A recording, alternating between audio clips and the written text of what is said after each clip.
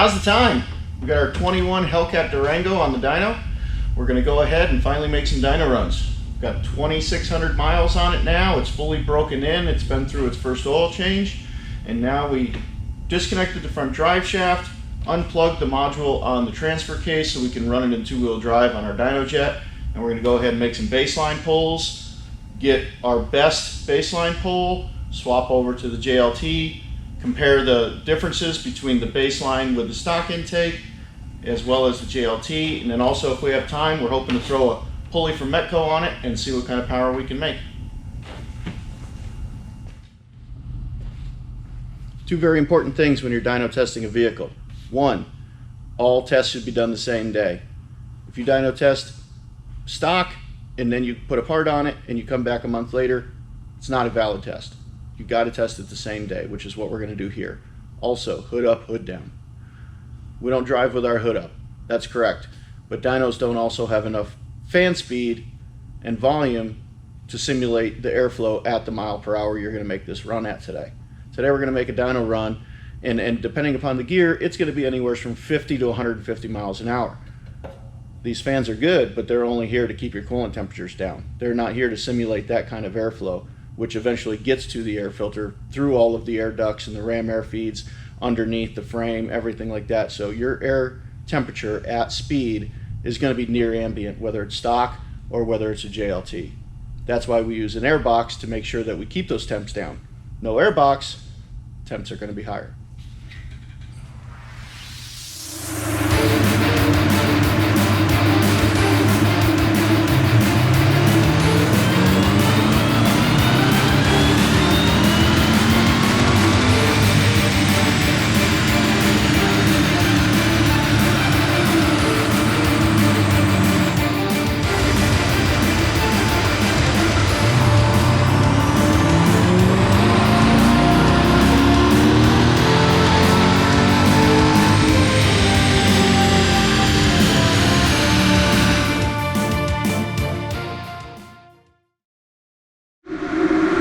Part of all our testing is we like to use HP Tuner's data logging software.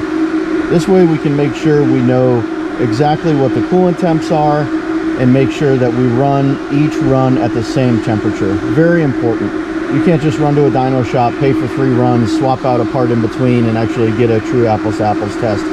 Most of these runs are probably going to be in about a 190, 195 coolant temp range, but we'll make sure that every run is right there so we can get a true test.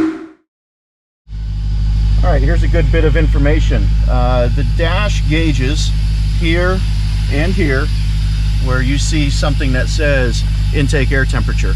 We're seeing a lot of people question that their intake temperatures are really high. Well, this is actually the temperature after the intercooler. Under the blower is an intercooler, and it takes temperature reading before it goes into the heads. That's what that intake air temperature is. When you're data logging, you can see what actual air temperature is, and you can see this one is 118 degrees. That's at just after the filter. That's after the blower, after the filter. Let me show you. This sensor right here is not readable on the dash. When it says intake air temperature, it's reading a sensor underneath the intercooler. So I go ahead and I unplug this one.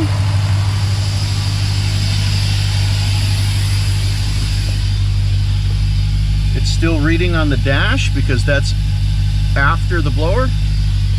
But you can see on here it just went to -40, so it kind of goes into just an obscure number. But there you go, just some good information.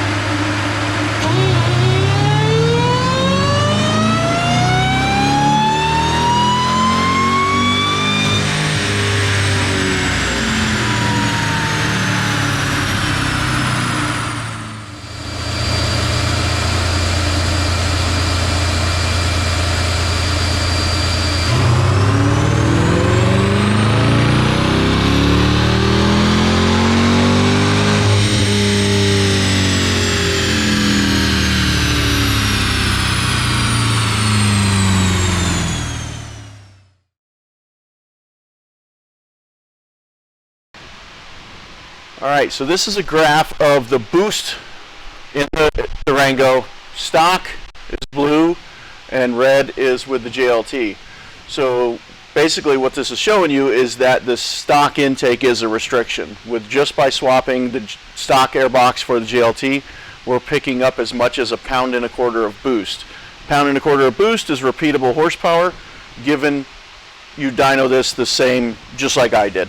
Same day, same temperatures, monitoring coolant temps, monitoring everything. You're going to gain the same thing that we've seen since 2015 in the Hellcat, and that's, you know, peak numbers of mid to low 20s and high numbers throughout the range of, you know, 30, 35. So this is why it picks it up, but just more data. All right, let's check out the results. So basically what I do is I run 3 runs in each configuration, kind of to see what the adaptive learning in the vehicle is going to do. Is it going to pull timing? Is the car going to make more power on the second run, third run, or is it going to heat soak? So here are the stock runs. 1,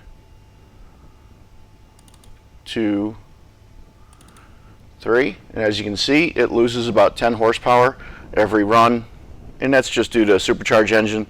It gets heat, doesn't like heat, not enough fans, so you're going to lose power every run. But here you go, here's all the stock runs. Let's close these out. Then we swapped out the JLT, we let it cool down for about an hour, which proved to be, it was really cool. The car made 649 horsepower.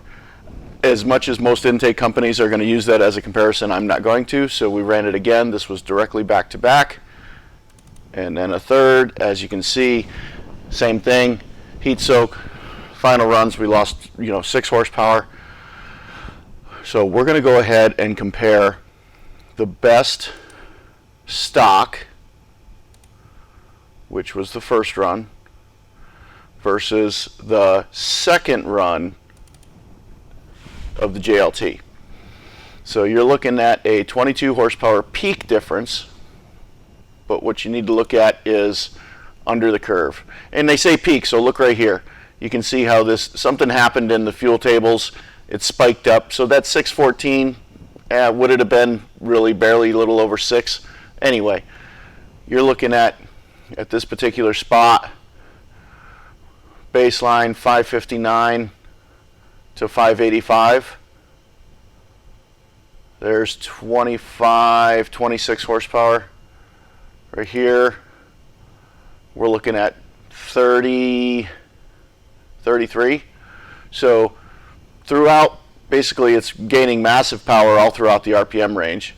But you're looking at what we typically see with all Hellcats. Hellcats, Trackhawks, we're seeing low to mid 20s on a stock Hellcat, and you're seeing 30 plus on a pulleyed Hellcat, and the Durango seems to be doing exactly the same. Now just for fun, let's throw up this one as well. Made massive power.